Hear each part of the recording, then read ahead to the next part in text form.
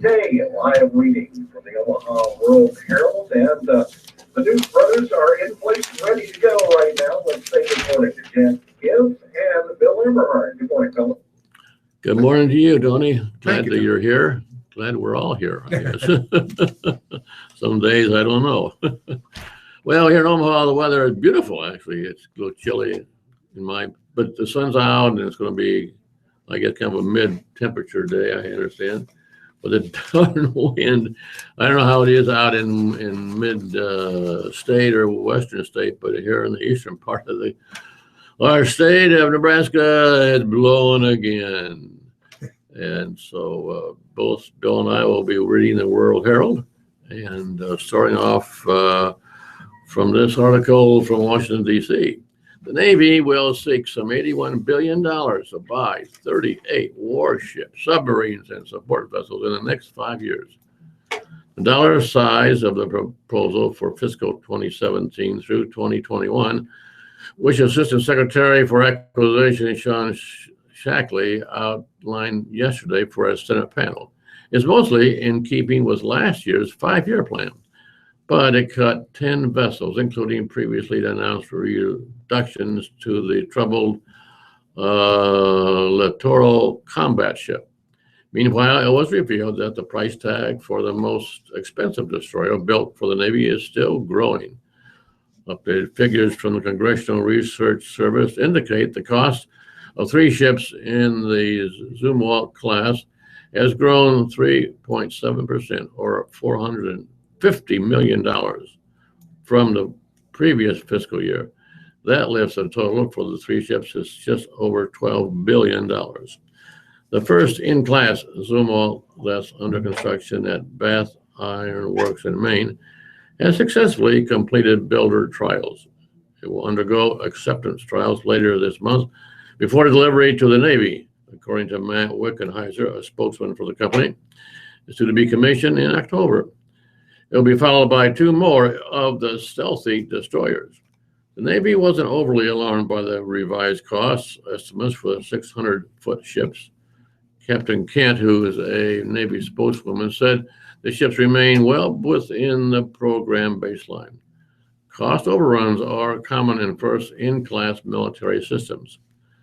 There's likely plenty of blame to go around, and that includes the Navy's decision to serve as systems interrogator instead of leaving the task to the shipyard, which is a subsidiary of General Dynamics.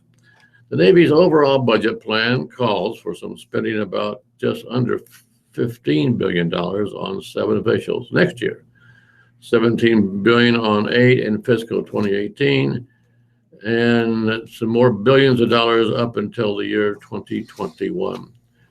Separately, Shackley disclosed that the USS Gerald Ford aircraft carrier, the most expensive warship ever, at a projected $12.9 billion, will be delivered in September, 1 year later than was projected back in 2014, and 2 years later than the original schedule. The new Navy plan proposes bankrolling 1 new frigate each in fiscal 2019 and 2020. 2 in 2021, that's 2 vessels, for a total of $3 billion. These are the first of as many as 8 better armored and more survivable versions of a littoral combat ship that Defense Secretary Ashton Carter and his predecessor, Chuck Hagel, directed to be built. And this, let me see if I have any more news from the D.C. I don't, but I've got some here from Flint, Michigan. Under the residents of Flint filed a racketeering lawsuit against the governor and other state officials and local officials over lead contamination of the city's drinking water. Filed on U.S. District Court in Flint, the suit is one of many arising from the decision to switch the Flint supply from the Detroit water system to the Flint River in April of 2014. The lawsuit accuses Snyder and others of hatching what was called a wrongful scheme to reduce Flint's indebtedness. Bill? Thank you, Jack. I have a question as I read that. Mhm. If the water is coming from Detroit, does Detroit have this kind of water too? I guess it's in the pipes, though, isn't it? I don't know, but I'm I wondering. don't know. Okay, okay. Okay, Grassley is firm against vote on court nominee. After a rebuke from Reed, Iowan reiterates that the justices have added to politicization from Washington. Senator Chuck Grassley, Republican Iowa, will break bread with Supreme Court nominee Merrick Garland next week, but the senator isn't backing off his opposition to hearings or votes on the nomination. Democrats had hoped to pressure Grassley, chairman of the Senate Judiciary Committee, by confronting him at a local town hall meeting during the recent 2-week recess. But the approach hasn't budged Grassley, who reiterated Wednesday that his stance is based not on Garland's qualifications, but on the principle that picking Justice Antonin Scalia's successor should wait until a new president assumes office next year. We have had senators of both political parties who have said if there's going to be a vacancy, or in this case there is a vacancy, that it ought to be filled by the new president, Grassley said during his weekly conference calls with reporters. Iowa Democratic Party spokesman Sam Lau said Iowans are urging Grassley to hold a hearing and a vote, and that they do not believe having a meeting is the same thing as doing his job. Asked about what he's hearing from constituents, Grassley said that during the meetings over the recess, the Supreme Court nomination typically took up only about 20% of the discussion. The Supreme Court vacancy has become a high-profile political battle. Earlier in the week, Grassley delivered a floor speech in which he took Chief Justice John Roberts to task for a speech delivered just days before Scalia's death in February. Roberts had suggested in his speech that the confirmation process should be focused on reviewing a nominee's qualifications, and that a sharply political, divisive confirmation process prompts the public to view the court in those partisan terms. But Grassley suggested on the floor this week that the confirmation process has become political because the court frequently makes decisions that are aimed at achieving politically motivated policy outcomes rather than simply interpreting the law. Physician, heal thyself, Grassley said, whatever that means. That drew a rebuke Wednesday from Senate Minority Leader Harry Reid, Democrat, Nevada, who said Grassley had hit a new low in trying to justify his unprecedented obstruction of Garland. Reid said that while he has disagreed with many of the opinions issued by Roberts or other members of the court, the justices do their best to rule on the law as they see it. Senator Grassley wants the buck to stop with anyone but himself, Reid said. He's done more to politicize the process than any chairman of the Judiciary Committee in the history of this country. If the senior senator from Iowa really wants to understand why Americans think the process of nominating a Supreme Court justice is so partisan, he should consider his own actions. He has only himself to blame for his not doing his job. Asked about Reid's criticisms, Grassley said his point was that justices, particularly those appointed by Democratic presidents, but also Republicans, politically motivate decisions that have politicized the court and the confirmation process. He also reiterated that his opposition to taking up the Garland nomination is about fostering a debate in this presidential season on the role of the Supreme Court. Grassley said that doesn't mean he's looking for changes in the court structure. Rather, he said, he hopes that a national debate will influence the type of nominees selected in the future and how they understand their role as jurists. Grassley is scheduled to have breakfast with Garland on Tuesday, but he declined to provide any more information about the meeting, such as its location. He said Garland requested the meeting and said he wants to hear what's on the judge's mind. I am going to do a lot of listening, Grassley said. Here's Jack. Thank you. Some news about the executions around the world. The number of executions carried out around the world last year increased more than 50% over the previous year. The surge largely driven by 3 countries, namely Iran, Pakistan, and Saudi Arabia, according to Amnesty International in its annual report on capital punishment. At least 1,634 people were put to death in 25 countries last year, the highest number of executions recorded by the London-based human rights group in more than 25 years. Amnesty believes that thousands more people were executed every year in China, but that government treats information about capital punishment as a state secret. Capital punishment continued its steady decline in the United States last year. Its 28 executions were the fewest since 1991. But despite this shift, the U.S. remains among the world's death penalty leaders, executing more inmates in 2015 than most other nations. The U.S. came in at number 5, again, on the list of countries that carried out executions last year. Amnesty International's General Secretary, Saul Shetty, described last year's worldwide rise in executions as profoundly disturbing. Iran, Pakistan, and Saudi Arabia have all but put people to death in unprecedented levels. Often they're grossly unfair trials. This slaughter must end, according to Shetty, who is the Secretary General. The report did not attempt to explain all the reasons for the sharp increase, but it noted that in almost every region, governments use executions as a tool to respond to real and perceived threats to state security and public safety.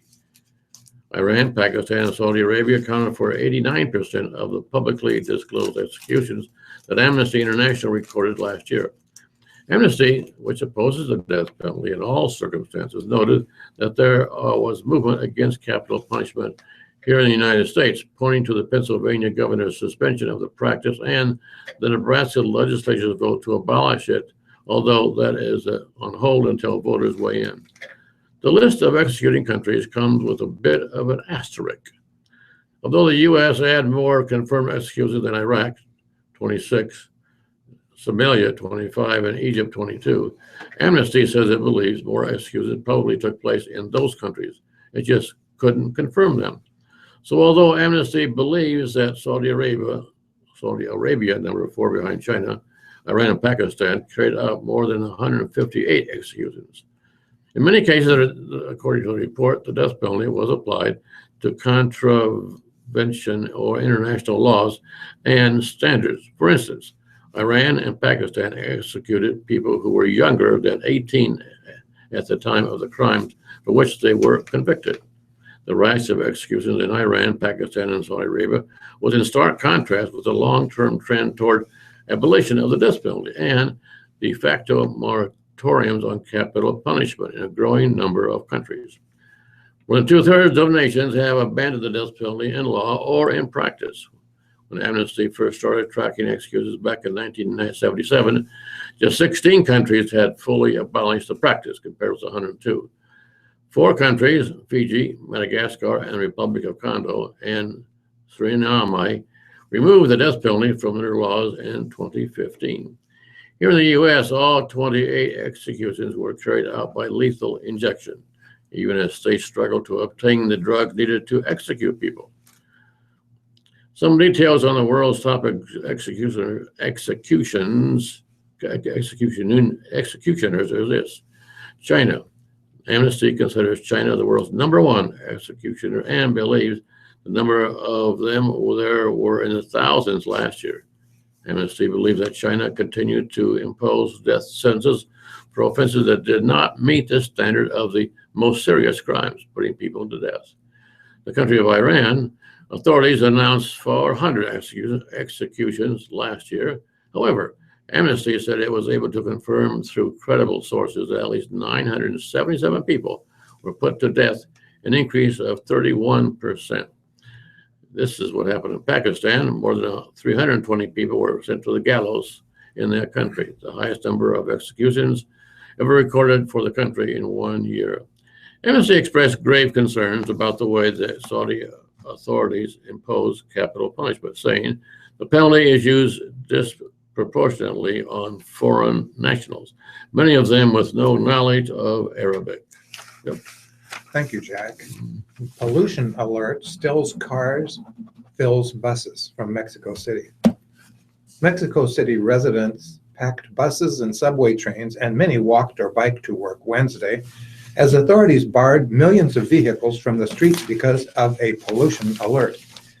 Under new regulations imposed after the capital recently experienced its worst air quality crisis in over a decade, 40% of cars were ordered off the road after smog levels hit 1.5 times acceptable limits Tuesday. Pollution levels went down somewhat Wednesday so that the Environmental Commission said that only about half that amount of vehicles would be kept off the streets today. On any given day, a fifth of all cars are supposed to stay home, but that doubles during Phase 1 alert. Until recently, newer and cleaner cars were exempt from the driving ban. With 2 million of the capital's cars ordered out of circulation Wednesday, fares were temporarily waived for some public transportation. Buses crawling along the central Reforma Boulevard were crowded during the morning rush hour. Public transport is not sufficient, said Martin Colin, a 53-year-old taxi driver, pointing to a bus jammed front to back with standing commuters. They look a little like sardines. The buses are full. Traffic was noticeably lighter in some parts of the sprawling capital, but Colin, whose morning fares had already taken him to diverse parts of the city, said many of the usual bottlenecks were as bad as ever. It's the same, he said. The vehicle ban does not apply to public or private buses, an exception that has drawn criticism because many privately operated minibuses are notorious for belching thick black smoke. A truck driver's protest against the no circulation rule partly blocked two major highways on the periphery of Mexico City, snarling traffic. The truckers are upset that the rule keeps them from making deliveries. Other unrelated political protests temporarily clogged central avenues in a city that is known for constant demonstrations. Taxis prowled the streets in visibly greater numbers Wednesday, and finding an unoccupied cab to hail was more difficult than usual. Dispatchers reported increased demand, and Uber users complained of surge pricing several times higher than normal. Many commuters turned to Mexico City's expanding bicycle share program. Rosa Torres carpooled with friends and then used one of the loaner bikes to get the rest of the way to work. But when she arrived, the bike station was full. She had to wait behind 5 others for a spot to drop off the bike. 10:18, here's Jack. Okay, here's some news from Vatican City. Get my microphone close here. Pope Francis on Wednesday blessed the eyes of a 5-year-old Ohio girl who suffers from a rare genetic disease that is gradually robbing her of her sight. Lizzie Myers and her family, including 3-year-old sister Michaela, had special seats for the Pope's Wednesday general audience. And Francis spent several minutes with her at the end. He caressed her, hugged her, and placed his hands over her eyes. She gave him a meteorite chunk. Lizzie doesn't know she suffers from Usher syndrome, which will take away her hearing and gradually make her blind. Her mother, Christine Myers, said afterward that Lizzie was awestruck. She was totally big-eyed, and it was a very powerful moment for her. The family is in Rome, courtesy of Turkish Airlines. Its general manager heard her story and offered free plane tickets to anywhere in the world. Lizzie's father, Steve Myers, said that he had been nervous ahead of Wednesday's audience, but said that as the Pope approached his family, he felt an incredible sense of calm. You know, I believe myself, and I think that what the Pope Francis has done for her, if there's any chance for a miracle, it would be there. He asked that we pray for him and said that he would be praying for us. This news from Brussels. Belgium's prime minister acknowledged yesterday that his country has made mistakes in combating violent extremism, but rejected the notion that it has become Europe's weakest link. In the fight against terrorism in all countries in the world and in Europe, there have been successes and there have been failures, according to Prime Minister Charles Michel. Belgium has succeeded in preventing many attacks, he said, and in 2015 successfully prosecuted scores of people on terrorism-related charges. If we are weak, then we would not have been able to combat or to convict 100 persons, he said. He told that to a group of largely foreign journalists. This from The Hague of the Netherlands. Radovan Karadzic, former Bosnian Serb leader, asked a UN judge to release him pending his appeal for his monstrous conviction for genocide and other atrocities. In his first courtroom appearance since judges at the Yugoslav War Crimes Tribunal last month sentenced him to 40 years imprisonment for crimes during Bosnia's 1992-95 war. Carades, age 70, also complained about his conditions of detention and asked for a new laptop to help him prepare his case. Yeah.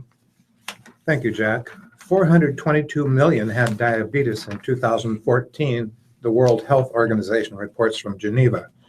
The world has seen a nearly four-fold increase in diabetes caused over the last quarter century, driven by excessive weight, obesity, aging, and population growth, the World Health Organization reported Wednesday, adding that 422 million people were affected in 2014.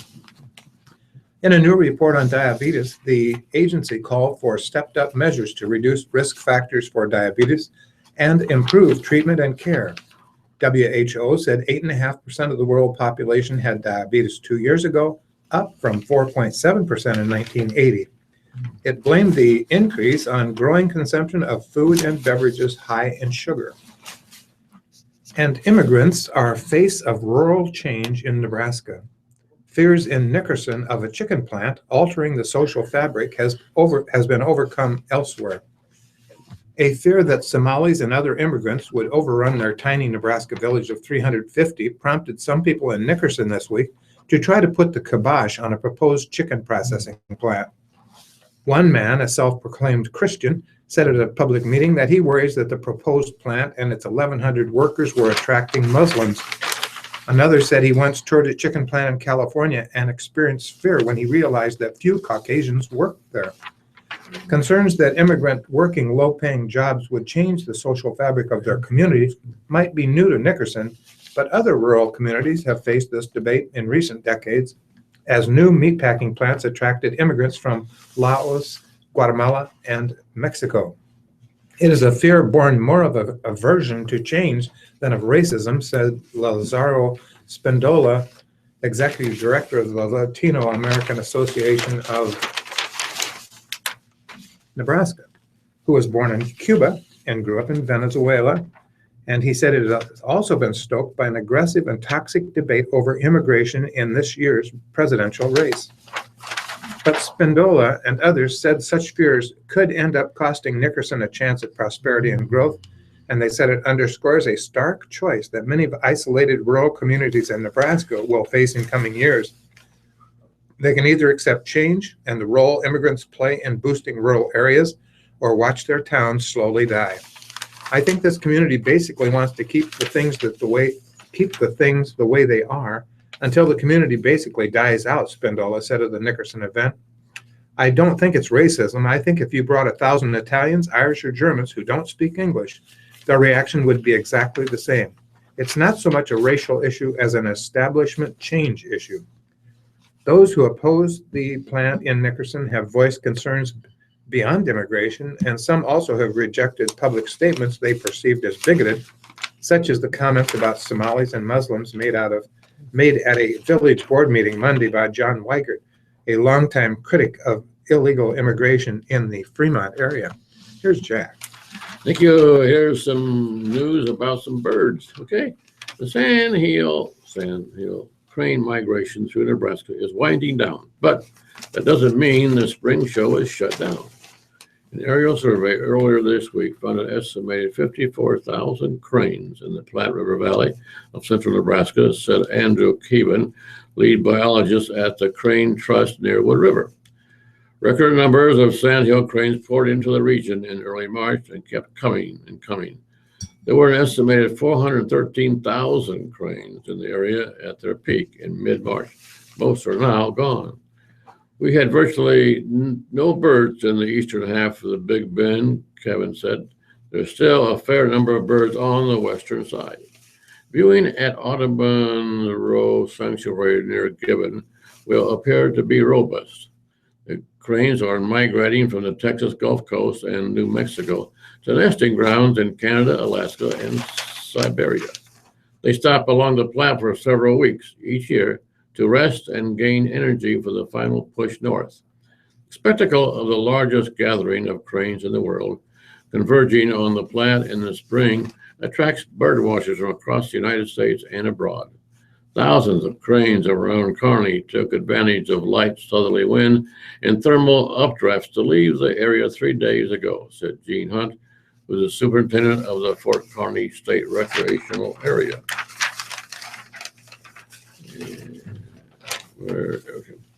We had another big push out of here about a week ago, he said. People north of Grand Island in Danburg reported wave after wave of cranes passing overhead. Sunset visitors this week to the Kearny area can expect to see cranes, but not in the sky cloudy numbers of 2 weeks ago. We always have a few juveniles and stragglers, he said. We'll still see a few birds into mid-April. The birds we have here now are more relaxed and used to vehicles. They often feed closer to the roads and perform courtship dances. Sunset visitation to the recreation area and this popular crane viewing spot on a bike bridge over a river channel appeared to be up about 25% this year. He attributed increased attendance to above average temperatures and snowstorms that avoided striking during the weekends.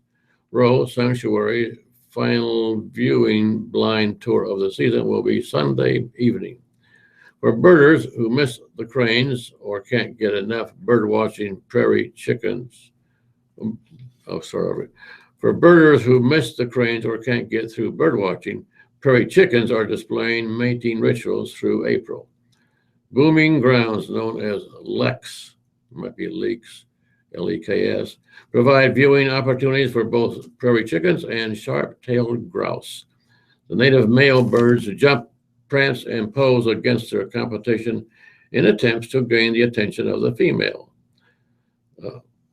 We had a lot of action, and Sue and Switzer of Outfitters near Burwell said the other day, with 22 males and 16 hens running and squawking, she said. It was very interesting to watch. Thank you, Jack. Lawmaker sees turf war in crime lab talks. Study proposal sparks dispute over state's role in a plan for UNMC. From Lincoln. Omaha State Senator Bob Christ sees a turf war happening during talks about a proposed full-service crime lab at the University of Nebraska Medical Center. State Senator Bob Hilkeman of Omaha has proposed a legislative study of whether the state should get involved in the local crime lab discussions. During a hearing Wednesday before the legislature's executive board, he said he wants to answer the questions: if there's going to be a regional accredited crime lab built in Omaha, should the state be involved? And secondly, if we are involved, at what level should we participate? On the other hand, Tom Wheeler, the Douglas County Sheriff's chief deputy, objected to the legislative study on Wednesday, calling it premature and asking that legislators set discussions continue on a local level. Said Krista Wheeler, "It sounds like there's a little bit of turf war going on." "I don't see it that way," Wheeler replied. "The sheriff's office is willing to share governance of the crime lab. His office's main objection," Wheeler said, "is that it could have to pay back about $4.5 million in drug forfeiture money that was used to renovate the county's lab at the former Thomas Fitzgerald Veterans Home." Omaha Police Chief Todd Schmaderer and the mayor's deputy chief of staff, Marty Bilek, spoke in favor of the resolution during Wednesday's hearing. Schmaderer said the crime lab should be accredited, independent from law enforcement, and full service. The current sheriff's office lab, he said, is 0 for 3 on those measures. "It's now the time to take this to the next level," he said. The legislature's executive committee advanced the resolution. It next goes before the full legislature for a vote. In an interview, Sarpy County Attorney Lee Polikoff said he intends to start sending evidence elsewhere to be processed if the crime lab under the Douglas County Sheriff's Office doesn't gain accreditation by the end of the year. "Accreditation just gives me more faith in the value of the evidence that's being tested, and it makes the qualifications of the expert witness easier," Polikoff said. Wheeler said the office is about 1/3 to halfway through the accreditation process. He expects a review in the fall and accreditation by November. Polikoff said he likes the idea of a lab at UNMC. He said such a regional accredited lab could help ease long wait times at the State Patrol's lab in Lincoln. Douglas County Attorney Don Klein and others have long pushed for the Douglas County Crime Lab to become accredited. Here's Jack. Very good. Driver Jim Cahill could become a favorite on the dirt tracks of I-80 Speedway and Eagle Raceway this season when fans take note of the special wrap on his 2006 Chevrolet Cobalt. The four-cylinder front-wheel drive Chevy will bear a large portrait of Omaha police officer Kerry Roscoe on his hood while kicking up dust in the sport and compact class. The car is also emblazoned with Support Blue and Carry On logos. I wanted to bring attention to the Support Blue campaign and in particular the work of Officer Roscoe. Cahill said yesterday while displaying the car at Omaha Police Department's Northwest Precinct, I learned in the Air Force long ago that if you want to make a difference in this life, you need to care, share, and give a damn. When I think about Carrie's life and all the things she did, those ideals really describe her. Roscoe, 29, died May 20th after being shot by Marcus Wheeler near 30th and Martin as police sought to arrest a fugitive on an assault warrant. Wheeler, a 26-year-old gang member with a substantial criminal record, was killed when officers returned fire. The First Responders Foundation, Omaha chapter, and Roscoe's family gave their blessings to Cahill's decision to honor the fallen officer on his race car. Jim Hansen, a member of the foundation's executive board, said he thinks it will be a good public reminder of the good that police officers do. Cahill is bringing awareness to Support Blue, Hansen said. We know that 99% of police officers are great people, and that's who we're here to support. Cahill, who's 55, decided to get back into the racing 30 years after he last took the track as a young man growing up in Ohio. After the Air Force, he was an officer with the Bellevue Police Department. Cahill now works as director of security for the Nebraska Furniture Mart and operates his own security company. He expects to go racing every weekend with his sponsorship of First Wireless Communications, T. Henry's Pub, and G's Pub. When I started looking for sponsors, a lot of just regular people came forward to give money for the paint job without wanting their names even mentioned, Cahill said. I'm still looking for a t-shirt sponsor. The shirts would highlight Support Blue and Carrie and have the race car theme with proceeds going to Carrie's family. Ellen Holtz, Roscoe's mother, was on hand to christen the race car by breaking a bottle of champagne on the body. Even with Cahill's assistance, the bottle withstood about a dozen attempts before it was decided to simply pop the cork and spray wine over the car. The car's first test will come Friday and Saturday at I-80 Speedway near Greenwood, Nebraska. Cahill says straightaway speeds will top out around 85 miles per hour. It's a great tribute to Carrie, Holtz said. I'm really not a racing fan, but I do hope to get out and see Cahill's race. Go, Jim. As the one-year anniversary of Roscoe's death approaches, Holtz said she's happy to see her daughter's legacy burning bright. Roscoe, who had a daughter and two stepchildren, was also a mentor, coaching baseball and volunteering with numerous community organizations. I know there are some 5K and 3K road runs coming up that are dedicated to her, Holtz said. It's wonderful that she's remembered. I'm very proud. Thank you, Jack. 10:34 is the time. From the Nebraska legislature, tax relief plan clears round 2. Goal of the measure, advanced with a 45-1 vote, is to cut property taxes by increasing state aid to schools. From Lincoln. The first piece of Governor Pete Ricketts' property tax relief package cleared second round debate Wednesday in the legislature. Legislative Bill 959 advanced 45-1. State Senator Kate Sullivan, the Education Committee chairwoman, introduced the bill on the governor's behalf. The measure is projected to reduce property taxes by increasing state aid to schools more than $8 million. That figure represents a small percentage of total annual property tax collections by local governments, nearly $3.8 billion in 2015. The original bill would have tightened a number of budget and levy limits on schools. The version advanced out of the Education Committee would eliminate a law that takes away state funding from schools unless they set their levies at least at 95 cents. The change would allow schools to qualify for state aid if their levies are set below 95 cents. Sullivan said the change largely benefits rural schools, which have been able to reduce their levies as the taxable valuation of agriculture land rose. Under LB 959, those schools could qualify for about $8.5 million in school aid. And from Iowa, loaded guns allowed on snowmobiles and ATVs from Des Moines.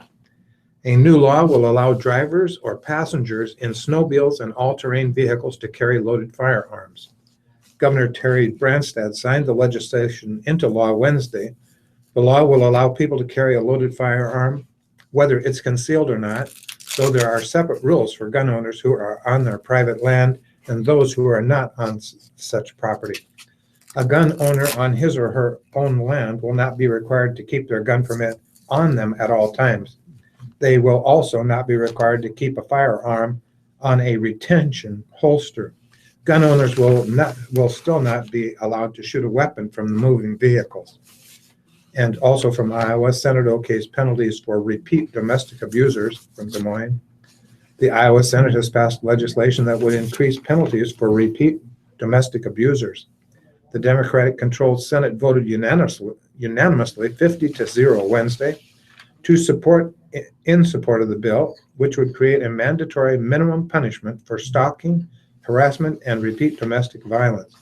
It would also allow a judge to set a higher mandatory minimum sentence. The bill received overwhelming support in the Republican majority House in March. Supporters say the legislation would better protect domestic violence victims. The Iowa Coalition Against Domestic Violence initially opposed the bill amid concern over the value of longer sentences. The group said Wednesday it now supports the bill because of several other elements in the measure. Here's Jack. The Omaha Police Department can build an outdoor shooting range at the Public Safety Training Center on Omaha's rural northwest fringe. The light turned green for the controversial proposal Wednesday when the Omaha Planning Board approved changes to the city permit that governs the use of the site. Neighbors had opposed an outdoor range at the site, which is west of Cunningham Lake. They expressed concerns about safety, noise, and the city's original agreement not to allow any outdoor shooting at the center. That agreement was encoded in a city ordinance in 2002 in the center's original conditional use permit. The city council recently approved a change to that ordinance to allow the outdoor range. The council did so after police officials and city attorneys reached agreement with neighbors on safety, noise control, and center administration and neighborhood communication issues. The planning board's decision Wednesday is final. The issue does not have to go back to the city council. Police Captain Adam Kyle told the board that police need the shooting range to replace a deteriorating range on the former city in the former city of Elkhorn. Police officials have said many more officers need outdoor training in shooting long guns than they did when the center was first built. Planning board member Greg Rosenbaum said he wanted to see the Elkhorn range closed because of its design and proximity to its neighbors, including a school and apartments. But I have a problem with the promise we made 16 years ago, he said. Other board members said things have changed since then, notably the needs of law enforcement. It's an understandable breaking of a promise to protect the people of Omaha, said board member Van Dieb. Board member David Rosenacker noted the city council's vote, saying it paves the way for the decision. Rosenbaum said locating the gun range at the Public Safety Training Center made sense, but he couldn't get past the city's promise. The city promised we wouldn't put an outdoor shooting range there, he said. Breaking that promise is going to come back on us someday. The board voted 6-1 to approve the changes to the permit. Deputy City Attorney Bernardine Bosch agreed that the situation was less than ideal. There's nothing fun about going out and telling people that we're going back on what we said. That's why the city agreed to stricter noise limitations that will increase the cost of the project. The city made the agreement, negotiated with the neighbors, part of the newly amended conditional use permit. Then Bush told the board that his first reaction when Kyle brought up the idea of a new outdoor range back in 2008 was that the city had agreed not to do that. With the continued deterioration of the Elkhorn range and the increased needs of the police department made it necessary. We had to bite the bullet and go out and apologize and try to move on. Thank you, Jack. Sorry. Plan to replace school approved as neighbors hope to weigh in. Several neighbors of Oakdale Elementary School unsuccessfully tried to slow down city approval of a plan to demolish and rebuild the West Side School at 96th Street and West Center Road. The neighbors don't like parts of the school district's plans for the site. Neighbors Jim Olstead and Jim Ryan said they agree that the 90-year-old Oakdale needs to be replaced, and they support the project, but they said a parking lot would be too close to their homes and not buffered enough. Larry McChesney, representing neighboring Rockbrook United Methodist Church, said he worries that a proposed soccer field on the campus would drain rainwater onto church property and that soccer balls would fly onto the church property. He also expressed concerns about a plan to move a tornado siren tower closer to the church. They and two attorneys representing neighbors asked the Omaha Planning Board on Wednesday to delay a vote on the school district's rezoning and platting requests. They wanted the board to require a more detailed site plan from the school district, although district representatives said they are making revisions to address neighbors' concerns. Ryan said school district officials have worked with neighbors, but he said he has received mixed signals from district officials and said he is fearful that if city approvals were given, neighbors would not be given consideration in the final design process. The West Side School Board is scheduled to consider a revised site plan next week for a new Oakdale school and grounds, District Attorney Michael Coyle said. He said school and district officials have worked with neighbors and the general public on plans and have made revisions, including moving the parking lot farther from the homes.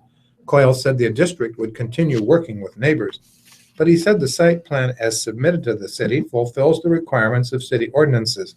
City planners agreed, so did the planning board. The board voted 6-0 to recommend that the city council approve the plat and zoning. Here's Jack. Well, it's now 10:43, and we're entering into the obituary part of our program this morning, starting off with those in the World Herald, and then Bill will have Lincoln Journal-Star, I guess. Indeed, yes, sir. He has special sheets going on. Anyway, here they are for the Omaha World Herald. Acromis, Jane A.K., spelled A-K-R-O-M-I-S. It might be Acromis. First name is Jane A. Acromis, age 53. Ethan Hoffman is in charge of the funeral arrangements. Allen, James G. Allen Sr., age 77. The Rhoda Mortuary is in charge of the arrangement. Memorials can go to the Shriners Hospitals or to the Shriners Transportation Fund. Anderson, Jim D. Anderson, age 76. Ethan Hoffman is in charge of the arrangements. John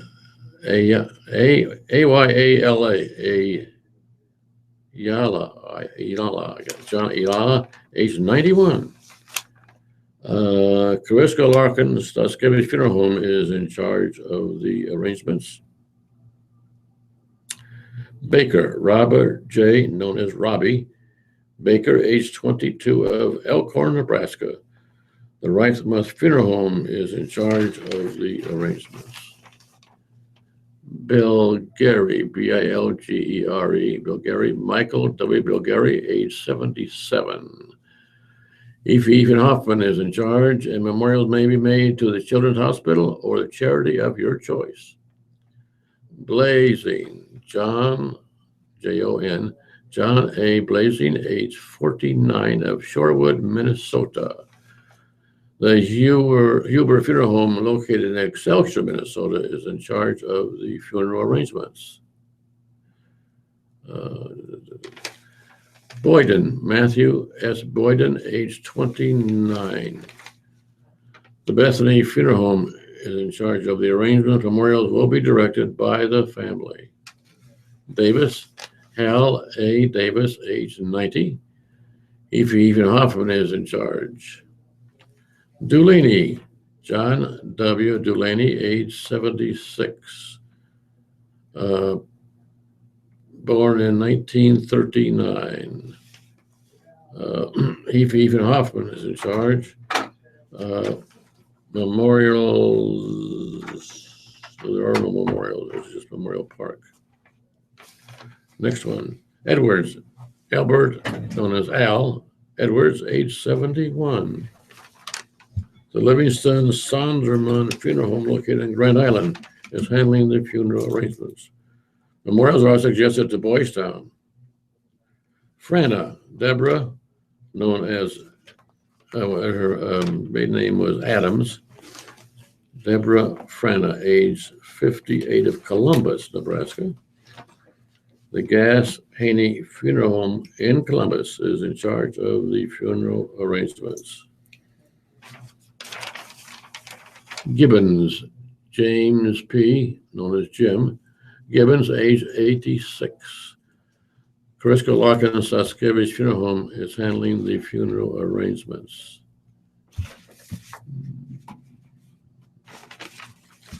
Goldsberry, Velita Goldsberry, age 88. The Raymond Mortuary is in charge. Memorials may be made to the Omaha Christian Academy. Hall, Janet A. Hall, age 72. The Bellevue Memorial Chapel of Heapy and Hoffman is in charge of the funeral arrangements. Memorials may be made to St. Jude Children's Hospital in Memphis, Tennessee, or can be made to St. Matthew's Catholic Church Building Fund here in the Omaha area. Henderson, Michael E. Henderson, age 61.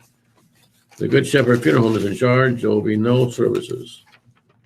Johansson, Robert T., known as Terry Johansson, age 80. Ethan Hoffman is in charge. Memorials may be made to St. Robert Bellarmine Parish or to Boys Town. Cantor with a K, Kantor. Marjorie, known as Margarita Cantor, age 88. Ethan Hoffman is in charge. Memorials may be made to the Holy Ghost Church. Kasparek, Betty J. Kasparek, age 87. Memorials may be made to the family or to the charity of your choice. The Crisco Locken Saskevich Funeral Home is in charge. Krupa, Brenda K. Krupa, age 51. The Arbor Cremation Society is handling the funeral arrangements.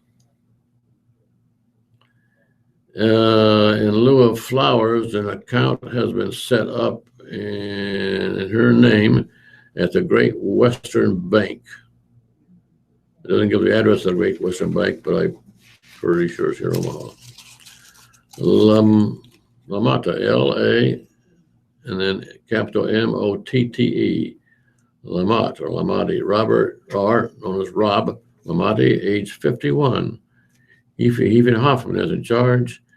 Memorials may be made to the Lamont Children's Education Fund. Lebsock, David Leroy Lebsock, age 72.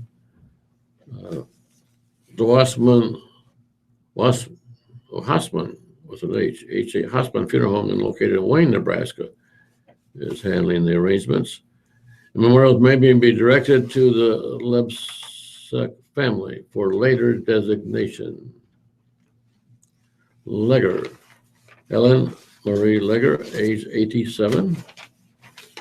The Bethany Funeral Home is in charge. Memorials are requested to the Make-A-Wish Foundation or to the ASPCA organization. Lagan, Charlotte M. Lagan, age 84. The Rhoda Mortuary is in charge at their Ames Chapel.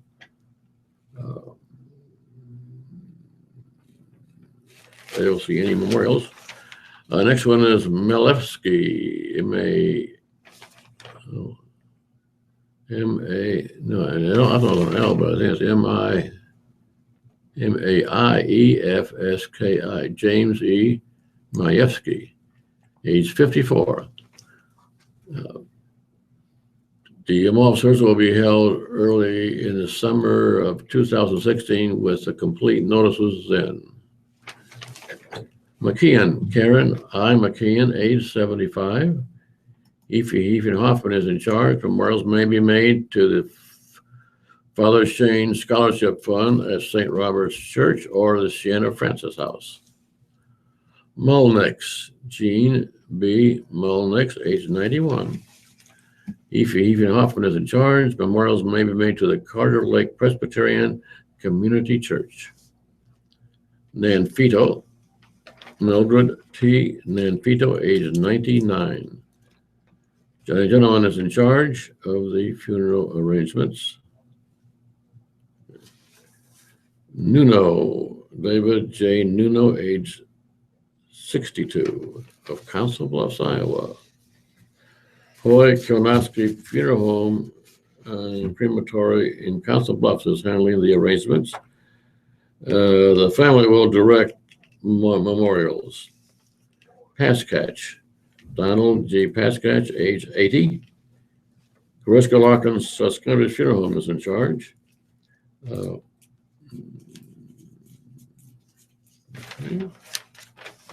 Next one is it's a two-name last name, Pike Hart, Pike-Hart. Sharon M. Pike Hart, age 75. The Hoy Konoski Funeral Home in Council Bluffs is in charge. The family will direct memorials. Rifkovsky Patricia Rifkovsky, her maiden name was Sevening, Sevening. Patricia Rifkovsky, age 89, of Bellevue, Nebraska, formerly of Norfolk. The Home for Funerals in Norfolk is handling the arrangements. Memorials have been established to those who lovingly cared for Patricia at the Eastern Nebraska Veterans Home in Bellevue. That's nice. Rife, Virginia Alice Rife, age 93. Ethan Hoffman is in charge. Stark Manelli, that's two names, two last, Stark Manelli. First name is Angela Vitali, and last name is, Angela Vitali Stark Manelli is her name, age 91.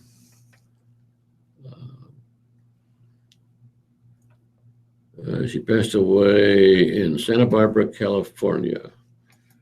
The gentleman is in charge of the arrangements. Memorials may be made to the Vincent Manelli Scholarship at Creighton Prep. Stewart, Judy A. Stewart, age 77.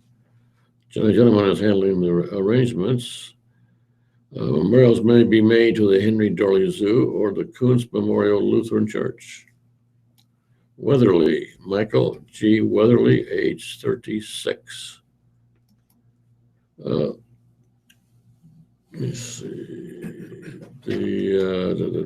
I'm trying to find the mortuary here. Bellevue Memorial Funeral Chapel in Bellevue is handling the funeral arrangements. The last obituary from the World Herald is I'll spell it Werfele, Werfele, RTL, Werfele, age 88. The Brand Mortuary is in charge of the funeral arrangements. And those are the obituaries from the Omaha World Herald. And here are the deaths and funerals in the Lincoln Journal-Star. And the first is Adams, Laura Adams of Falls City, born November 1921, passed away April 6th, age 94. Anderson, Lisa Anderson, age 52, of Lincoln, passed away April 5th. That will be Bathuris Mazer and Love Funeral Home. Anton, Sabrina Corazon Anton, passed away April 1st. She was 1 day old. Sabrina is survived by her parents, Louise and Emily Anton of Lincoln. That's the only information we have. Atkins, Candy D. Atkins of Fairbury, born October 1975, passed away April 4th, age 40. Baswell, Alice M. Baswell of Lincoln, born February 1929, passed away March 31st, age 86. Bauer, Larry Melvin Bauer of Plattsmouth, born October 1939, passed away April 6th, age 76. Birch, Patricia Ann Birch, age 86 of Lincoln, passed away April 3rd, born December 1929 in Lincoln. Memorials to Horace Sun Hospice, 2200 South 40th Street, 101, or the Downtown Senior Center. The funeral home is Roper and Sons. Excuse me. Black, Eleanor Juanita May Black, born May 1931 in Lincoln, passed away April 4th, age 84. Donations are asked to be sent to the Lincoln Children's Zoo in honor of Eleanor, and it doesn't show a funeral home. Blas, B-L-A-S, Leela Alice Blas, passed away April 1st, born October 1917. She was 98. In lieu of flowers, memorials suggested to the Beatrice Educational Foundation Scholarship Fund and the Beatrice Backpack Program. And the funeral home is Griffiths Havendick Chapel, Beatrice. Braun, B-R-A-U-N, Thomas A. Braun, age 69 of Lincoln, passed away April 5th, born May 1946 in Carlton, Nebraska. Memorials to mass offerings or the family for future designation. And the funeral home is Roper and Sons. Clifton. Let's see. Shirley May Roush Clifton, born March 1922, passed away April 4th, age 94. Memorials to the Capital Humane Society in Lincoln, and the funeral home is Roper and Sons. Gardner, Larry Gardner of Plattsmouth, born March 1937, passed away April 3rd, age 79. Helzer, LaDonna L. Helzer, age 62, of Blue Springs, died April 4th, and that's Harmon Wright Mortuary Chapel. Herrick, H-E-R-R-I-C-K, Irma Herrick, age 92 of Lincoln, passed away April 4th, born in Beach, North Dakota on March of 1924. Memorials to the Lincoln Indian Center in Lincoln, and Metcalf Funeral Home in Lincoln is handling. Jessen, Goldie Edith Arnold Jessen of Plattsmouth, born August 1933, passed away April 2nd, age 82. Koso, spelled K-O-S-O, Darrell Koso of Rulo, born December 1931, passed away April 4th, age 84. Lauffer, L-A-U-F-F-E-R, Janice Maxine Lauffer, also known as the Owl Lady, born June of 1938 and passed away March 29th, age 77. Let's see. Memorials may be sent in care of the family at 537 Juniper Ave in Crete, Nebraska, 68333, and it doesn't show a funeral home. Lee, Fern L. Lee, passed away March 30th, born February 1927 in Marysville, Kansas. And the funeral home is Wyuka Cemetery. McClatchy, Gail L. McClatchy, age 87, passed away March 31st in Albuquerque. Born November 1928 in McCool Junction, served in the Navy, a veteran of World War II. And that's Laubermore Funeral Home, Friend. Memken, spelled M-E-H-M-K-E-N. Roy Earl Memken, age 70 of Waverly, passed away April 1st. Roper and Sons is handling. Wright Major, spelled R-E-I-T-M-A-J-E-R. Venice A. Wright Major, age 83 of Wahoo, died April 5th. Born May 1932 in Weston. Memorials to the First Presbyterian Church in Wahoo and Swoboda Funeral Home of Wahoo is listed. Reed, spelled R-I-E-D. Julius Harold Reed, age 87, passed away March 30th, born August 1928 in Oto County. Memorials to the American Diabetes Foundation and Lincoln Memorial Funeral Home is listed. Schmucker, S-C-H-M-U-C-K-E-R, Madeline Schmucker, age 100 of Brock, passed away April 6th. Services are pending at Hemmingson Funeral Home. Schlake, or Schlecky, I'm not sure. Schlake, I'll call it. Shirley A. Schlake, age 62 of Crete, died April 2nd. and that's Kunkel Funeral Home, Crete. Schulke, Schulke, John Charles Schulke, age 80, of Fremont, passed away March 31st. In lieu of flowers, memorials to the Nebraska Game and Parks Foundation, Lifetime Youth Hunting and Fishing Permit Program. Attention, Roger Kuhn in Lincoln. And let's see, it doesn't show a funeral home. Schamberger, Charles L. Schamberger, age 70, of Lincoln, died April 3rd. Services are pending with Bethuras Mazer and Love Funeral Home. Skoda, Skoda, Lillian Marie Russell Skoda, age 74, of Lincoln, passed away April 2nd. And that's Wyuka Funeral Home. Truba, Sylvester J. Truba of Dwight, born September 1929, passed away April 3rd, age 86. Weichel, Marvin L. Weichel of Fairbury, born November 1937, passed away April 5th, age 78. Zangari, Dominic, they called him Mick Zangari, age 70, of Lincoln, died March 31st. Donations in Mick's memory are suggested to the Heartland Cancer Foundation or the charitable organization of the donor's choice, and the funeral home is Aspen Aftercare. Those are the deaths and funerals in the Lincoln Journal-Star. Listeners' memorials to the Radio Talking Book Network are tax deductible and will go a long way in keeping Radio Talking Book on the air. Please keep Radio Talking Book in mind when memorials are listed as donor's choice or your favorite charity. Donations should be sent to Radio Talking Book Network, 7101 Newport Avenue, Suite 205, Omaha, Nebraska, 68152. Thank you for being a Radio Talking Book Network listener and supporter. Jack and I will be right back. We hope you will be too. Here's Tony. I tell you, Okay, Tony. we're going to have to talk to her about makeup, because I've been watching you in this TV screen over here. You need a little makeup. Make it what? More. We're going to make you a handsome son of a I know it's that bad. I can wear a mask. That's what I need. Oh. Oh. It is amazing when you see yourself live. I mean, that doesn't happen very often. No. I mean, yeah, when you can watch it. Sometimes when you walk by a store, they'll have a screen. Oh, yeah.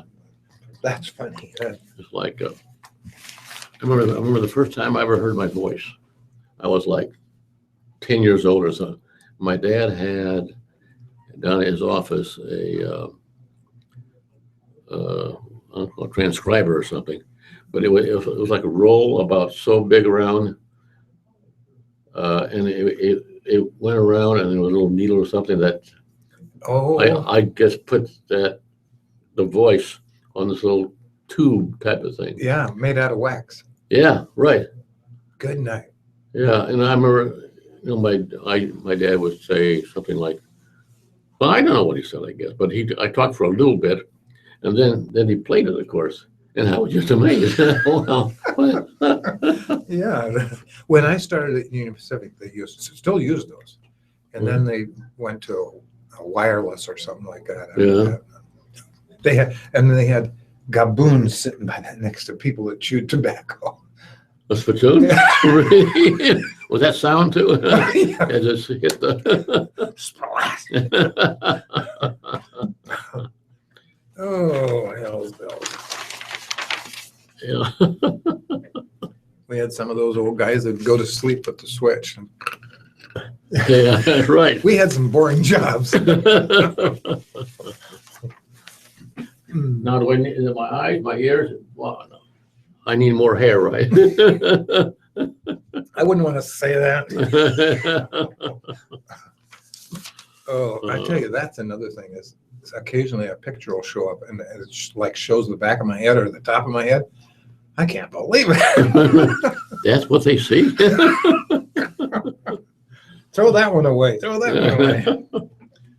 Oh, dear. Well, let me see where I had the. I'm trying to find. For once, they don't have. They have three different. Well, I guess there's three different subjects or two different subjects. Convention rules, huh? Well, that might be interesting. I don't know if it's really true. I don't know if it's a play on words or what. As far as this GOP convention rules. Boy, that's going to be a screwed up mess. Oh, that really is. I mean, oh, right. Oh, I hate to be any part of that. I think, you know who's going to come out of this is Ryan. Who? Ryan, the guy from. Right? No, Ryan. Oh, yeah. From, Oh, yeah. He He acts like he's not. He's I'm a not vicious interested. son of a gun. I mean, I don't trust him anyway. But No. He sounds. He appears. Oh, I wouldn't do that. I wouldn't do this. And then every once in a while, when he's before a hearing or something, it's like he never said it or didn't do it or Oh, I tell you, that's scary. Yeah.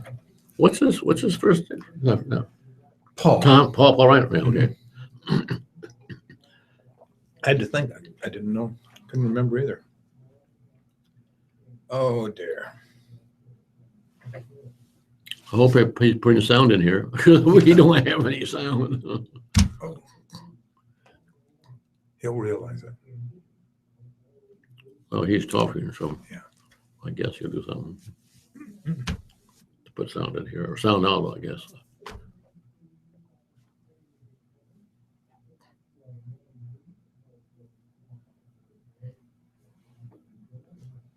Well, there he goes. Okay. Here we go.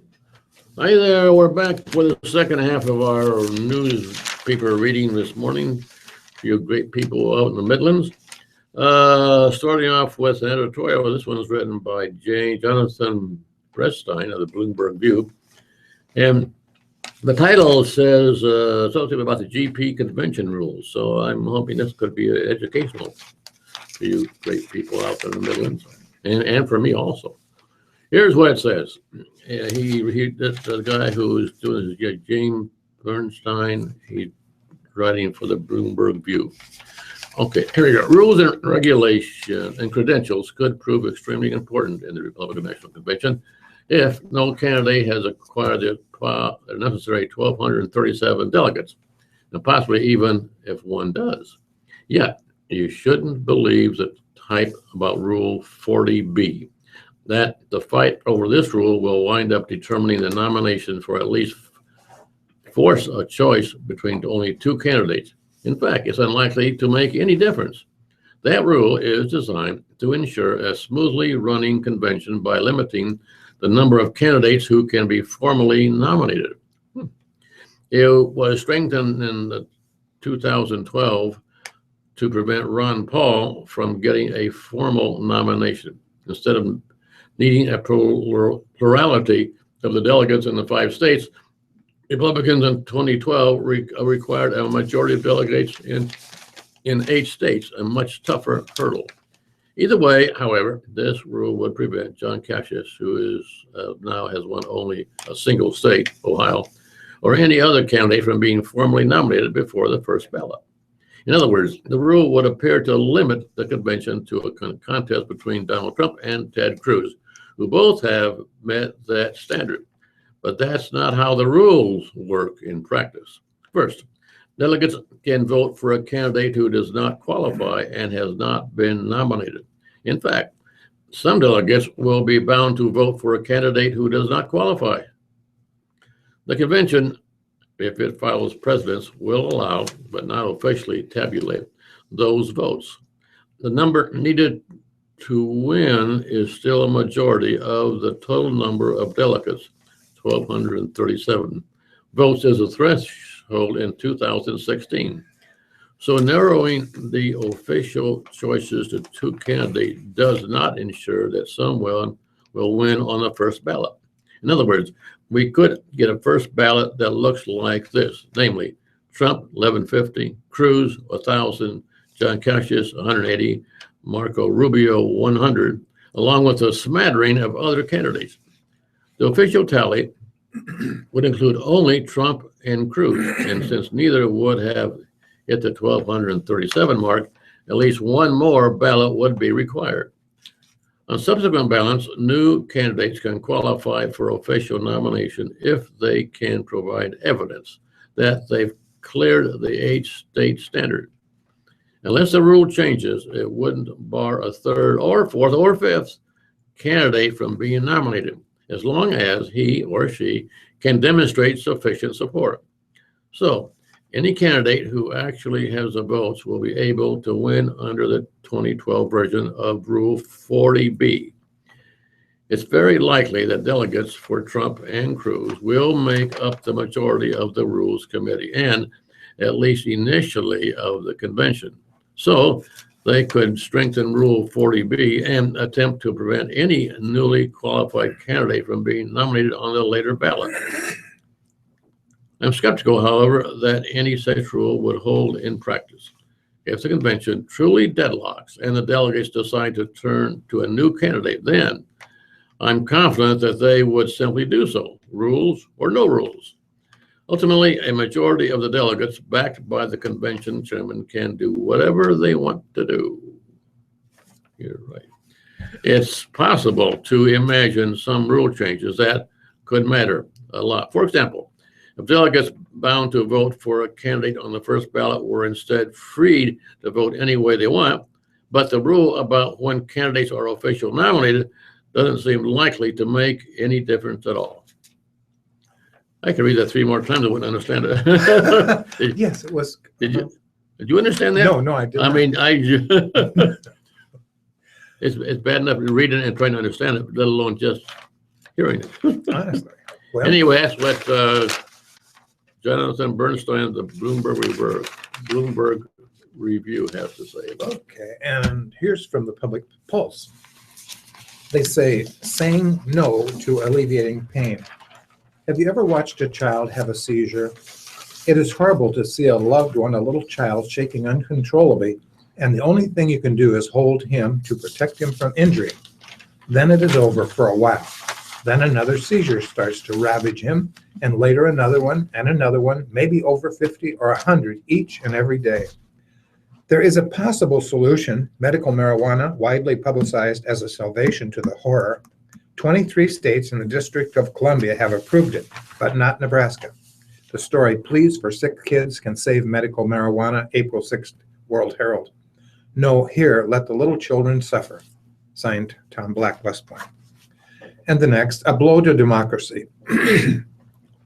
I am adamantly against a winner-take-all system for determining the electoral votes in a presidential election.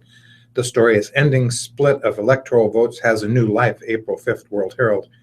It is patently unfair to those who have voted for the other candidates whose votes are then canceled. Ours is supposed to be a representative form of government. People like Omaha Senator Bo McCoy, who believe in going along with the crowd, right or wrong, remind me of what mothers used to ask their kids. If everybody else decided to jump off a cliff, would you do that too? I've been proud of Nebraska for doing it the fair way and would be very disappointed in our legislators if they change it. Signed, Ellen Campbell, Central City. The next, Nebraska and Maine have it right. I've always been proud of the fact that I live in Nebraska. Our state exemplifies what honesty and fairness should be. Nebraska and Maine have been beacons of integrity in an otherwise rigged election system in this country. In 2 of the 50 states, voters can feel secure knowing that their votes count. In an age of poisonous partisanship, district gerrymandering, and voter apathy, I say shame on the legislature for even considering reinstating a winner-take-all system in our state. Nebraska and Maine have it right. The other 48 need to join us, not the other way around. I hope this bill is defeated so we can truly say there is no place like Nebraska, except Maine. Signed, Jeff Vavruska of Gretna.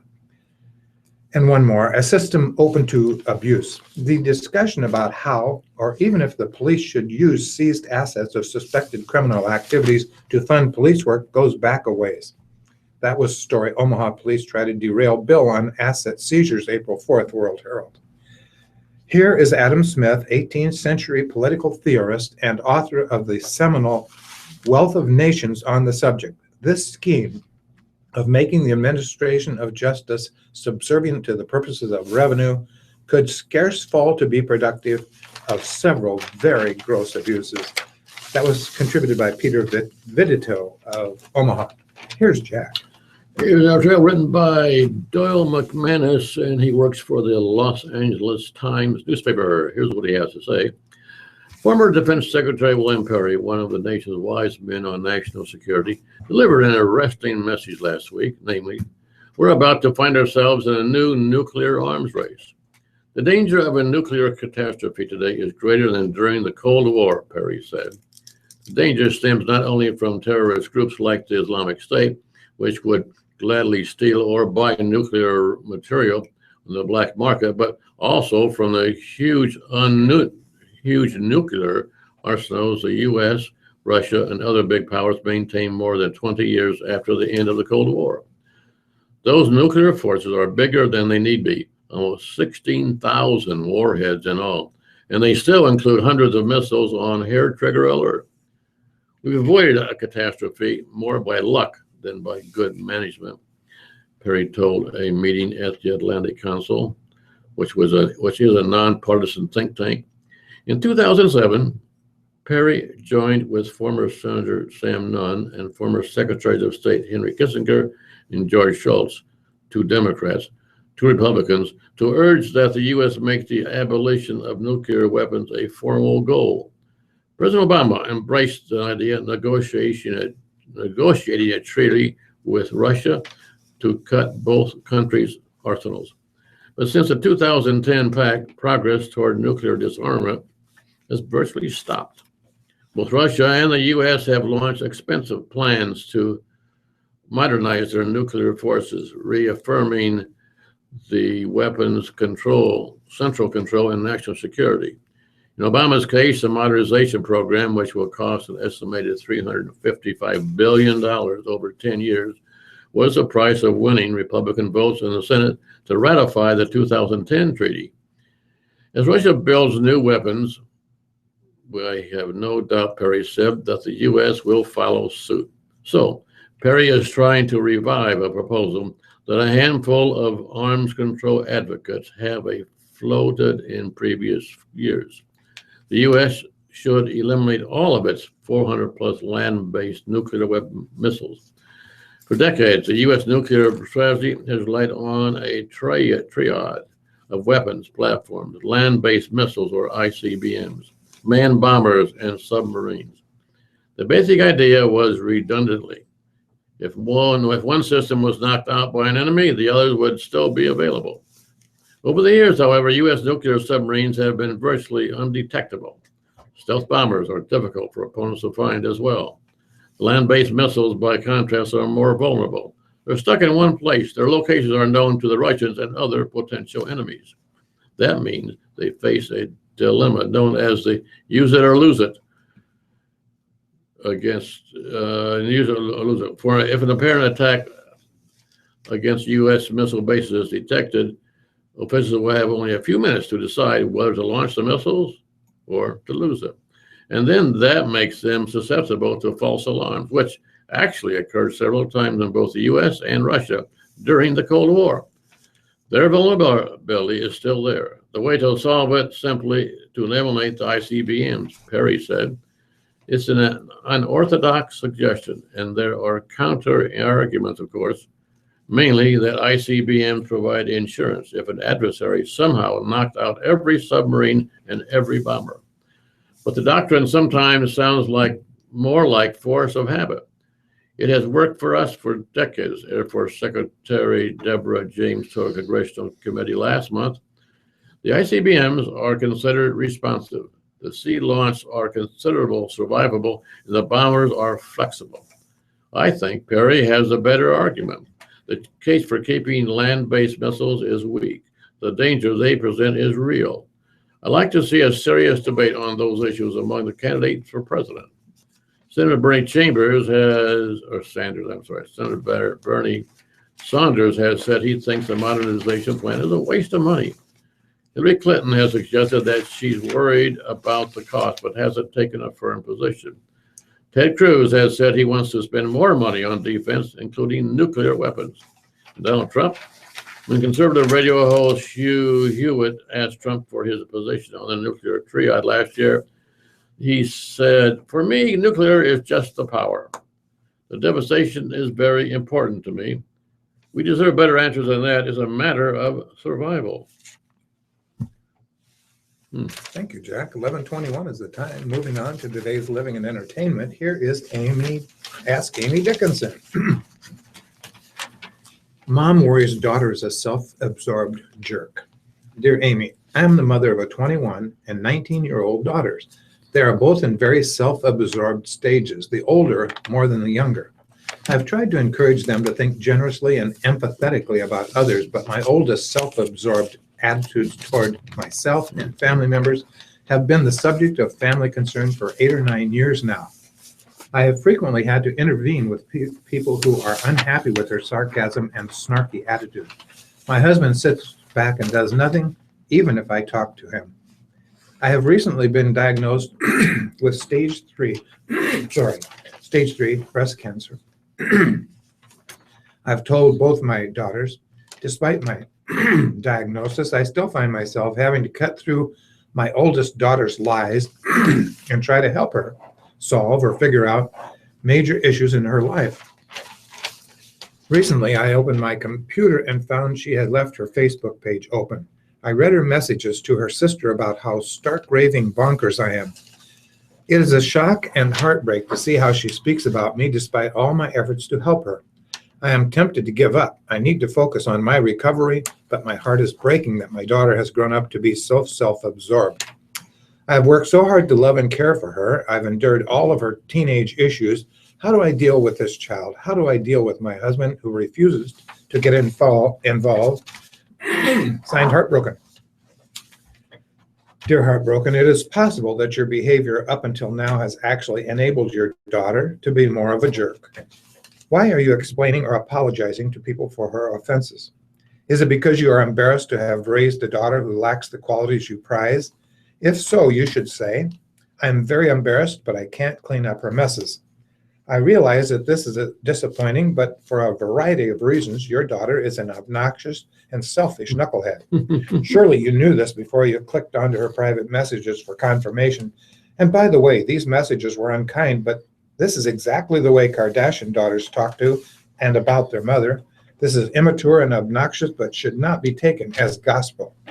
Concentrate on those things you can control, your health care, your positive relationships, your clean closet. Let the rest go.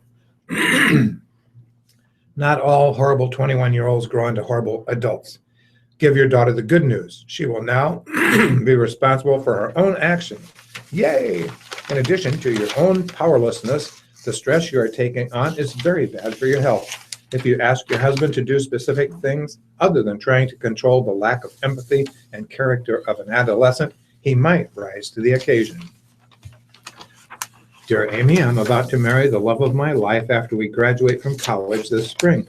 We've been together since the 10th grade. I have just found out that my fiancée has been having a 4-month affair with her manager at her job while I was living across the state doing my student teaching. I found out through the email that was sent to me by mistake.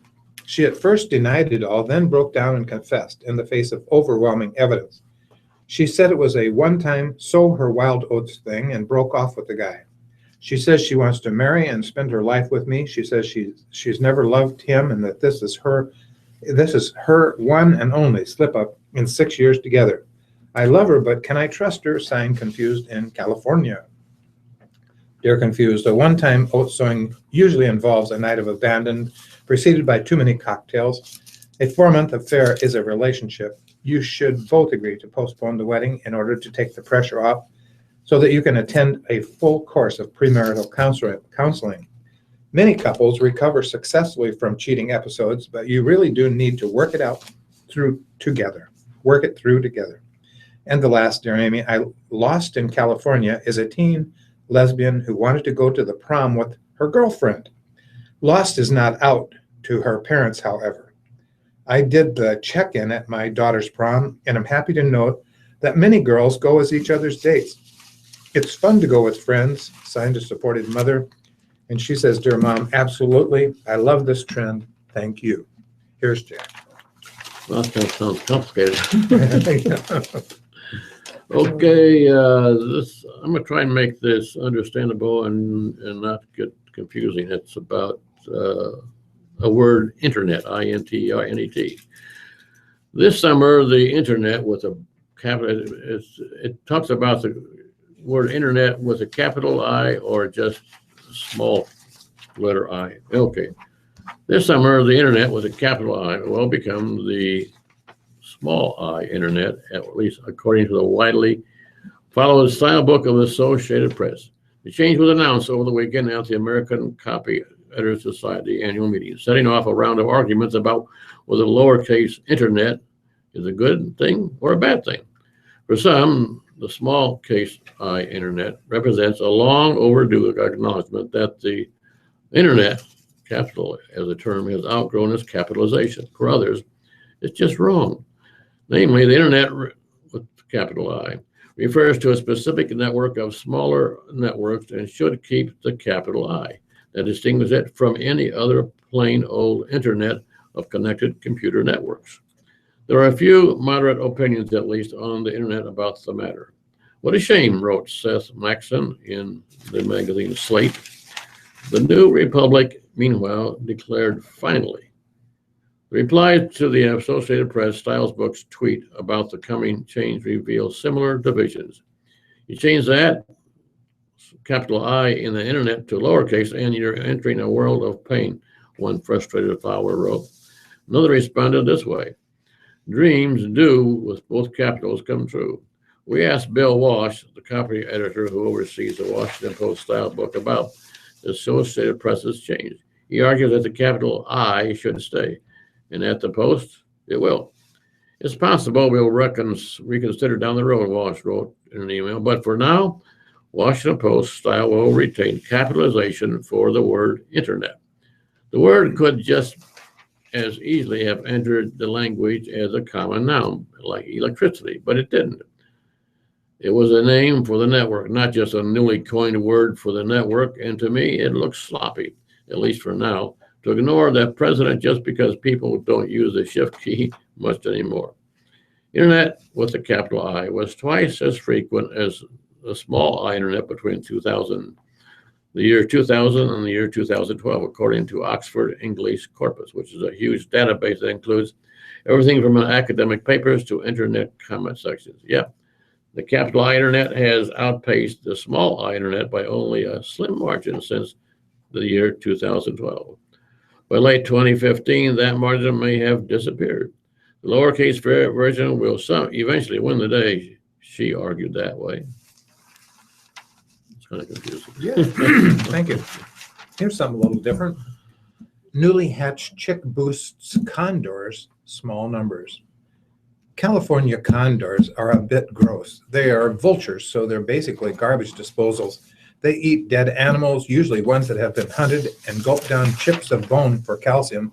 They can hold 3 pounds of food in their esophagi.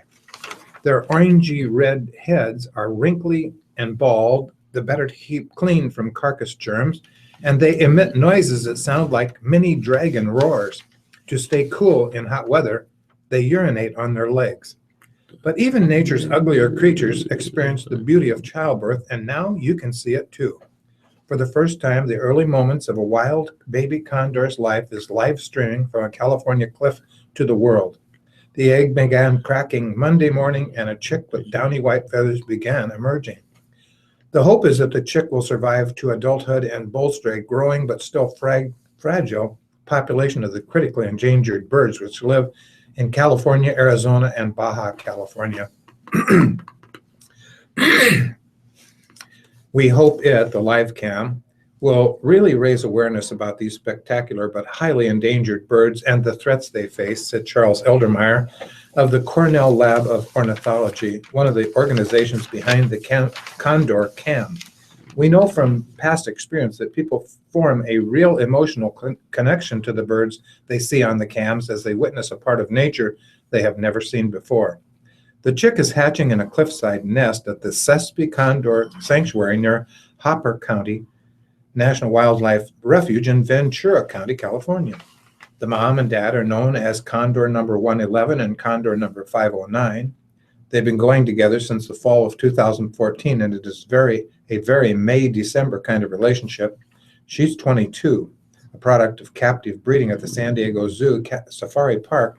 He is 7 and a wild-born bird. So far, their attempts to start a family have been tragic. Their first chick, number 793, was born in April of 2015, but it died 5 months later from lead poisoning, the most common cause of death for wild California condors. A second egg went missing in March. Biologists believe it was snatched up by a predator. With the latest egg, biologists rappelled into the nest in March and put a dummy egg made of epoxy-based rosin in its place. On Saturday, biologists swapped out the dummy with a real one that has been incubated at the Los Angeles Zoo. The chick will be dependent on its parents for at least 6 months. California's condors are North America's largest birds. Their wings can span 9 feet. Adults are so enormous that they have a hard time taking off and do so from cliffs or open fields where they can run downhill. Here's Jack. This is why this room. 9 Oh, feet. that is a fact. Yeah. Oh my gosh. Wow. We have those little turkey vultures. They've got a pretty good wingspan. They Oh, look they're like, right. Oh, yeah. like an eagle in Nebraska. Yeah. Okay, here's some flower news in the living section of the paper here. Magnolia blossoms are always a welcome sign of spring, but sometimes they're just too early for their own good. Here in the Midwest landscape, it isn't unusual for an untimely late frost to turn the showy flowers to mush. That's one reason I like magnolia varieties that aren't quite so precocious. You have to wait a little longer for their flowers, but cold weather is less likely to savage the show. A hybrid magnolia named Butterflies is one of these late bloomers. From one of its parents, it gets its cold hardiness, yellow flowers, and later bloom time. From the other, it gets larger, showery flowers and a small stature that fits more easily into a steady yard. The flowers of Butterflies, that's the name of the magnolia, are clear yellow. Another magnolia hybrid is called Elizabeth, is similar, but with larger primrose yellow blossoms on a bigger tree. Here in the Midwest, we can only dream about southern evergreen magnolias, but we can grow any of the 8 hybrid magnolias in the Little Girl series, which is the genus of the magnolia. Shrubby dwarfs, 12 to 15 feet tall, wow, and wide. They bloom in shades ranging from pink to purple. My favorite one is called Anne, with deep pink flowers. Little girl magnolias bloom about 2 weeks each year. They star and saucer magnolia, so the flowers are less likely to be hurt by cold. They may continue to surprise you with sporadic blooming in the summer.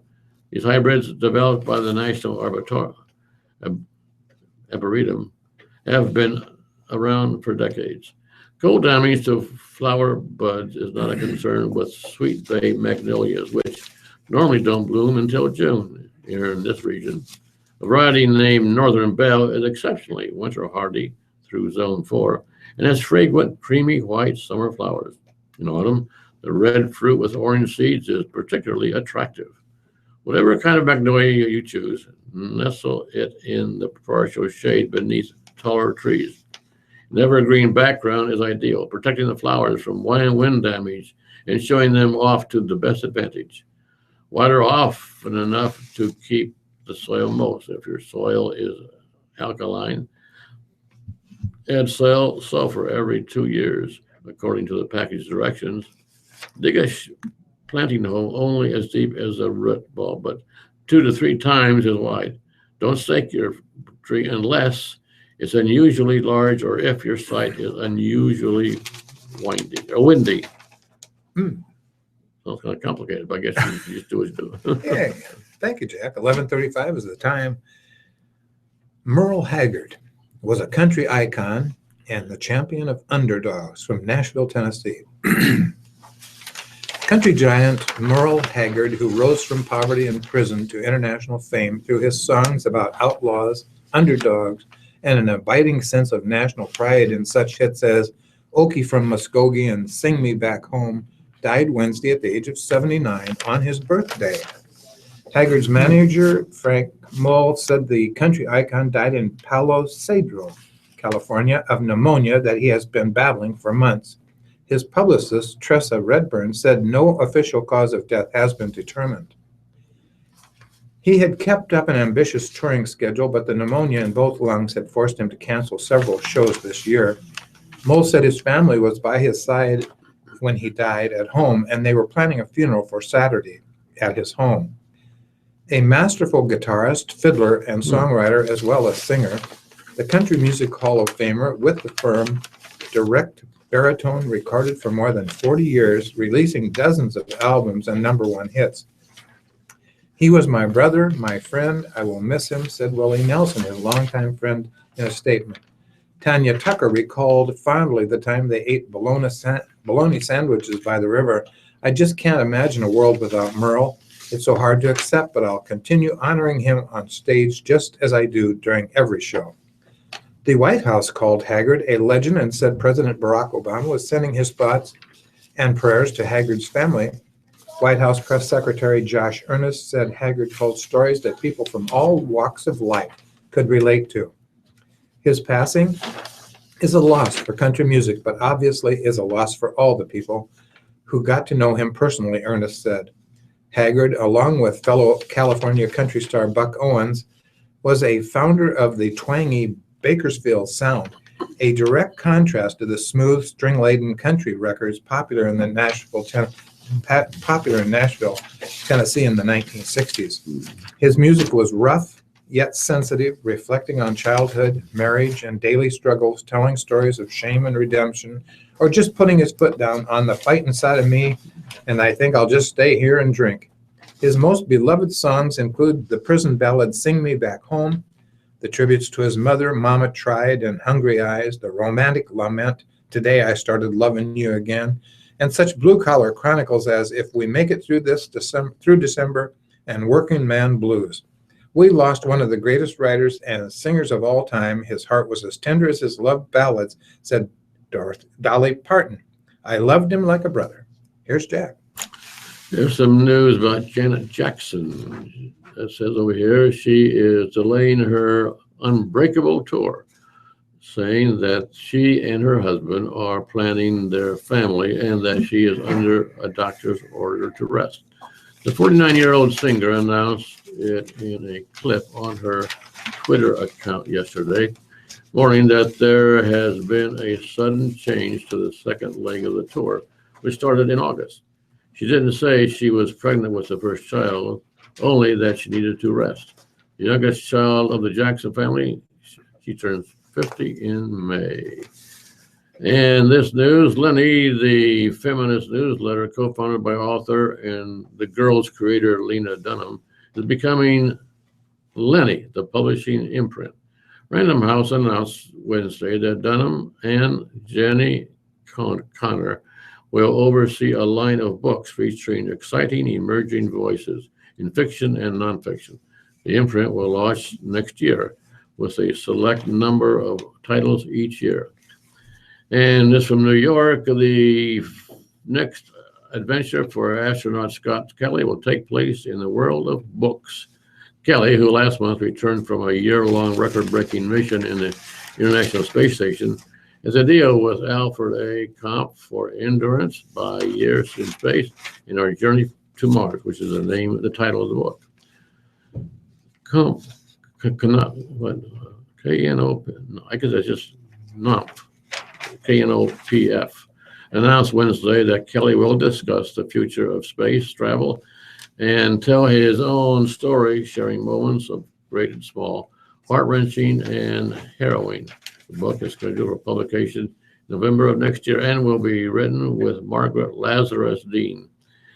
Kelly also has plans for several books for young people to be published by Random House Children's Books and a collection of photographs taken aboard the space station.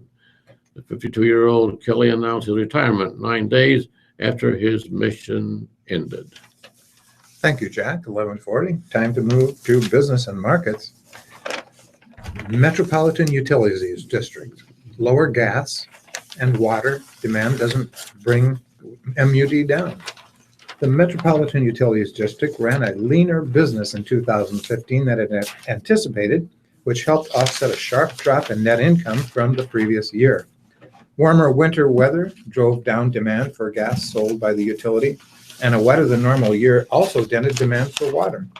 Vice President of Finance Deb Schneider told the MUD board on Wednesday that lower than anticipated operating expenses helped offset the sting from the lower net income. MUD's cost of natural gas in 2015 fell more than 41% to $103 million from about $175 million in 2014, for example. Those factors and others drove net income down about 44% to $24.7 million from $44 million in 2014.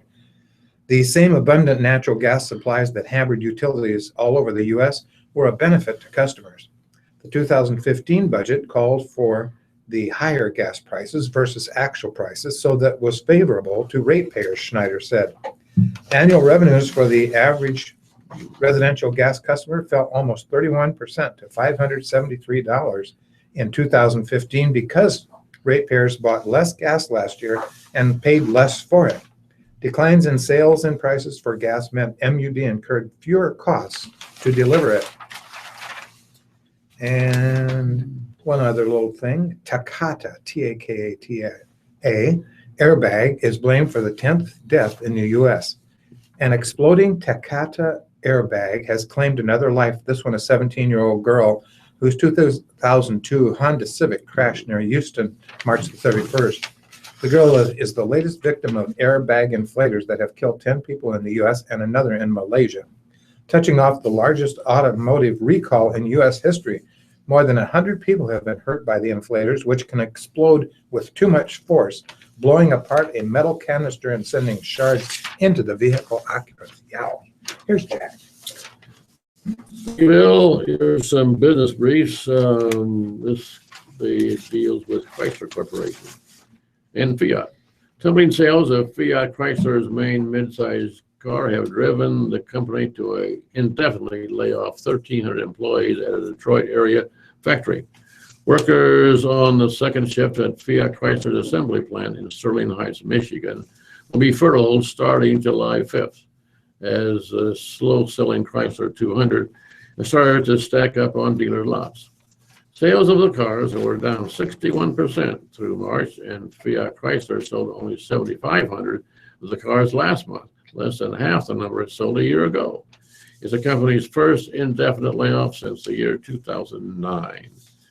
And this is about some airbags. An exploding Takata airbag has claimed another life. This one, a 17-year-old girl whose 2002 Honda Civic crashed near Houston on March 31st. The girl is the latest victim of airbag inflators that have killed 10 people here in the U.S. and another in Malaysia, touching off the largest automobile recall in U.S. history. More than 100 people have been hurt by the inflators, which can explode with too much force, blowing apart a metal canister and sending shards into vehicle occupants. That's like metal, right? Yes, it is. Oh, how awful. That's like getting hit by a bullet. Oh my gosh. That's scary. All right. Moving to sports. Are you ready? I'm ready. Okay. In sports. In football, former Husker tackle Crick signs with the Broncos from Englewood, Colorado. Defensive end Jared Crick narrowed it down to two teams when he was deciding on his football future: Houston, his home for 4 seasons, and Denver. The former Nebraska standout went with familiarity. That means he'll be packing up and moving to Colorado. The 4-year pro signed a 2-year, $4 million contract Wednesday with the Broncos, where he'll be reunited with coach Gary Kubiak, defensive coordinator Wade Phillips, and D-line coach Bill Collar, all of whom he worked with in Houston. Crick said he strongly considered staying with the Texans. It was pretty much between here and Houston. At the end of the day, I just didn't think I could go wrong coming back and playing for Coach Kubas, Coach Wade, and Coach Collar, Crick said. Just being in a comfortable fit. I went to Nebraska, so there are a lot of Nebraska fans that are Bronco fans. I have a little bit of a fan base coming in, which will be nice. And in other NFL news, the Raiders agreed to a 2-year contract with free agent safety Reggie Nelson, according to a person with knowledge of the deal. A person familiar with the deal says the Jets will sign former Raiders wide receiver kick returner Jeremy Ross, pending a physical. And here's Jack.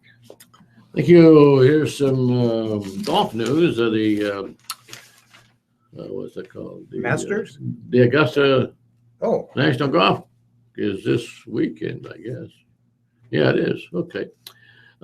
Starting today at 2 o'clock on ESPN, and then going through Friday, Saturday, and Sunday at 1 o'clock in the afternoon on Sunday afternoon. From Augusta, Georgia, this news. Jason Day was lurking just outside Augusta National Golf Club, wondering if he wanted to go in. The game just wasn't fun anymore. Even though he was set to play in his first Masters in 2011, Day thought it might be time to do something else. Golf is a very, very frustrating game, he said. Whether he was really serious about quitting, no one really knows. It's certainly not a consideration these days.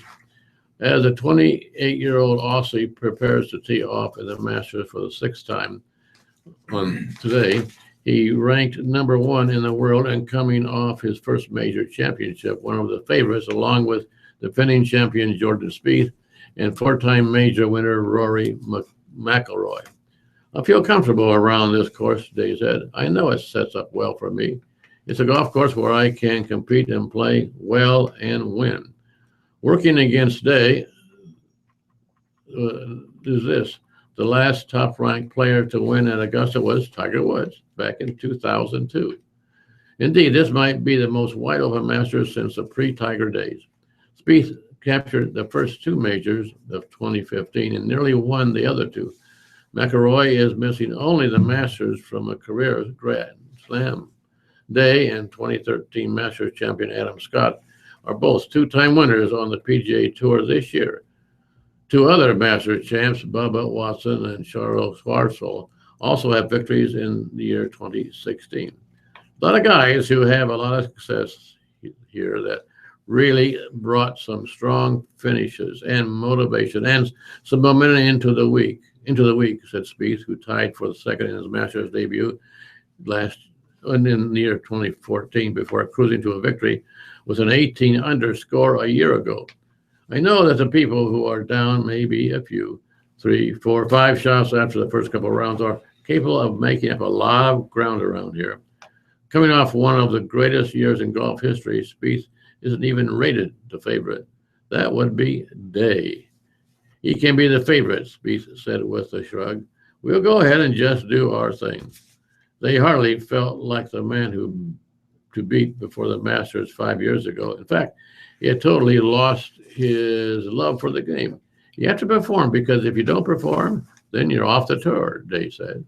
Then you start stressing about, okay, is there enough money to get my card for next year? And then you start losing a little bit of confidence. Then you start frustrated out there, and then you don't practice because you're frustrated with how you're playing. It's a downward spiral from there. Right before the Masters, it's almost come to a head during a meeting with his wife, his agent, and his sports psychologist. I'm like, I just do not like the game right now. I'm just having a very, very hard time picking up the golf club to even just enjoying myself out there, Day said. Well, he came to the conclusion of just going and staying and saying this might be my last Masters ever playing. I may as well enjoy it. So he added with a smile, I went out there and finished 2nd. So much for finding another line of work. thank you. Why would he? I mean, Yeah, you can get pretty frustrated with those. Oh yeah, that's a lot of pressure. I think he's a good golfer, a great golfer, in fact. Thank you, Jack. In football, NU athletic testing records are restored. From Lincoln, Boyd Epley said Wednesday that Nebraska would recognize all athletic performance testing records from recent years after some were previously taken down for what Epley called inconsistency in the testing procedures in various sports. The decision to restore all the marks followed some minor backlash Wednesday from both former and current Husker football players. Epley returned to NU in 2014 and serves as Assistant Athletic Director for Strength and Conditioning. He has overseen the recent move of testing to the Nebraska Athletic Performance Lab in East Stadium. Epley had said in a December interview that he would be resetting school records in athletic testing and starting over for a standard benchmark. Reached Wednesday night, Epley said that the records in recent months were adjusted on the 80-inch TV that displays them in the weight room in the Osborne complex.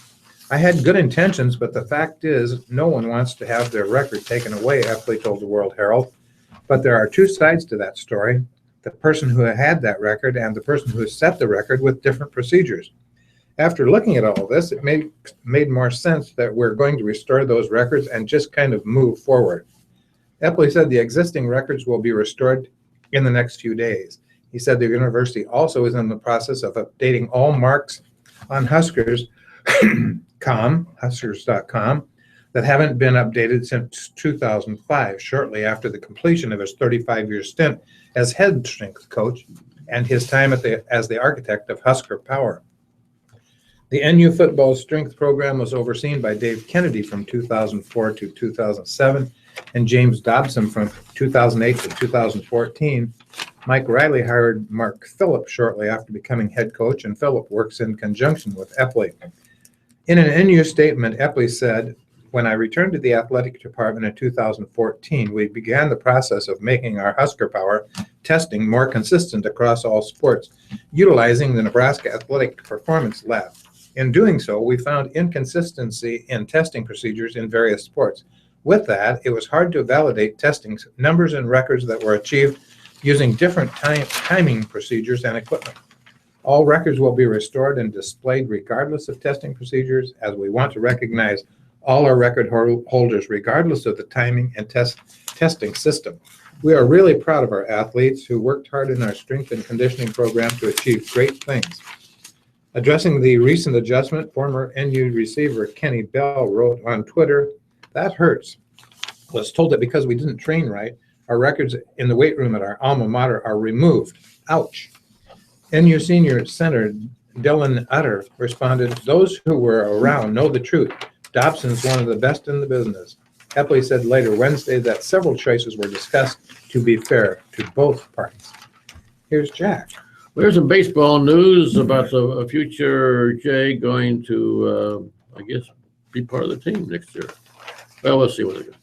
Parker Upton is a player who is never satisfied, but that's a good thing.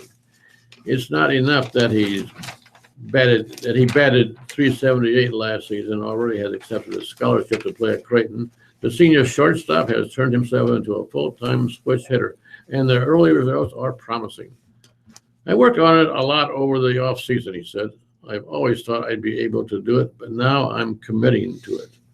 The natural right-handed batter dabbled in left-handed hitting in his previous two varsity seasons, but now has made the switch full-time. He was batting .409 in this early going for the Islanders, who had a record of 10-0, ranked fourth in the Nebraska top 10. Parker is an incredible leader and is quick on the bases, Grand Island coach Rick Kissack said. He's already shown that he can handle things as a switch hitter. The prevailing theory is that right-handed hitters do better against left-handed pitchers, and left-handed hitters are tougher outs against righties. Since the majority of high school pitchers are right-handed, that's the edge, Upton says. He said batting from the left side has been an adjustment, but added he hasn't had the urge to go back to his more natural batting side. "The more I've been doing it, the more comfortable I've gotten. We haven't really seen that many left-handed pitchers, so I've been spending a lot of time from the left side." Upton added that the Creighton coaches also are on board with the switch. "They've told me to stay with it. I think it only will make me a better hitter this year and in the future." Upton didn't waste time committing to the Blue Jays. He made his decision midway through his sophomore year. "Everything felt like home when I visited there," he said. "The facilities, the coaches, everything. Upton, who has played for Grand Island's home Federal American Legion team in the summer, has been listed on the Perfect Game website as a top Midwest prospect from the class of 2016. Before selecting Creighton, he had considered Wichita State, Missouri State Air Force, and Duke. He's one of 15 seniors on the Islanders roster, which has fueled the early season optimism. Grand Island has been in the state tournament the past 2 years and won the school's only championship in 2008. 11:56. Thank you, Jack. Mm-hmm. Suspended Florida quarterback Greer transfers to West Virginia from Morgantown, West Virginia. Suspended former Florida quarterback Will Greer is transferring to West Virginia. Greer will sit out next season to fulfill NCAA transfer rules and be eligible to play in 2017. He will have 2 years of eligibility remaining. Greer was suspended in October for 1 year by the NCAA for testing positive for performance-enhancing drugs. He said the failed test was because of an over-the-counter supplement he used. He appealed, but the NCAA upheld the suspension. West Virginia spokesman Mike Montoro said it has yet to be determined if Greer's suspension will carry over to 2017. Greer played six games last season for the Gators as a redshirt freshman. Before getting suspended, Greer was emerging as one of the top quarterbacks in the Southeast Conference. He completed 66% of his passes for 1,204 yards with 10 touchdowns and 3 interceptions. Without him, Florida's offense struggled mightily in the second half of the season. In other college news, Florida State running back Dalvin Cook had shoulder surgery Tuesday, but should be ready to start of the preseason practices in August. Here's Jack. Well, here's some more baseball news. This comes from Phoenix, Arizona, where the spring training is going on. Look out, Denver. Here comes Trevor Story. Story is his last name. The 23-year-old rookie made history by becoming the first player to homer in each of his first 3 big league games. And the Rockies beat the Diamondbacks 4-3 yesterday. It's just kind of surreal right now, he said. It's hard to explain. I can't really put it into words. Story also is the first player in baseball history to hit a home run for each of his first 4 hits, according to the information provided to the Rockies. It was fun to watch him, Rockies manager Walt Weiss said. A young kid who has dreamt of this his whole life and shows up and is probably better than his dream was. That first game, that first series is quite a story, pun intended. Story hit 4 home runs in the dry desert area of Arizona, and there's no telling how many he'll hit in notoriously hitter-friendly Coors Field in Denver. He will play his first game there Friday night. It was a big day for Tyler Chatwood, too. The Rockies' right-hander pitched a strong 6 1/3 innings in his first big league appearance since recovering from a second Tommy John surgery. Chatwood's last start was in the same Phoenix ballpark on April 29th of 2014. He went on the disabled list the next day. Story's 2-run homer off Patrick Corbin in his first inning gave him 4 for the season. The Rockies had 10 home runs in the series, 9 off of Arizona starters. Story also made a lunging grab of Paul Goldschmidt's sharp line drive in the 5th inning, one of the several slick plays by the Colorado infield. Thank you, Jack. In gymnastics, Husker men among 7 Big Ten teams in the NCAA field. The Nebraska men's gymnastics team was included in the field for the NCAA championships on April 15th and 16th in Columbus, Ohio. Ohio State, Minnesota, Illinois, Iowa, Penn State, and Michigan are the other Big Ten teams to qualify. Rounding out the field are Oklahoma, Stanford, California, Air Force, and Navy. The 9th-ranked Huskers will compete in the first qualifying session on April the 15th. The top 3 teams advance to the finals on April 16th. The time is 12 o'clock noon. Yeah. Midday. The day's half over with. Yeah. I've not done much in the first 12 hours. Same here. Except read here, I can. Got up and read, huh? Anyway, it's been good reading with you, Bill, and with our engineer in the Tony, field for taking the place of Paul for a day or so, or wherever, how long it might be. And reading with your good people out in the Midlands. Spring is here, I think. The calendar says so, at least, if nothing else. So you enjoy it and hope everything comes up pretty with the flowers and those things like that. Enjoy a lovely spring day. Yeah, so talk to you again next time. Bye-bye. All right, thanks very much, gentlemen. Appreciate the time you've given today. Yeah. Better That picture makes us both look kind of old. That picture makes us both look kind of old. Well, being it's just a picture, can't we, Coming your way here on the what can we do? Can we somehow put somebody else's head in there or something? Yeah. I mean, the rest of our body isn't too bad. Let me see. Yeah, I think we ought to talk to. Yeah. Talk to her about some good wigs for us guys. Or, well, do we even have to have it? Can't we just point it this way? Or, Yeah. I mean, Oh my gosh. this is you. Know a thing about that. Oh.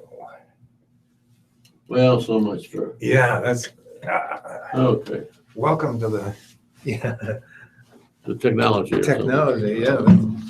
Let's see. We got cups. Oh, well,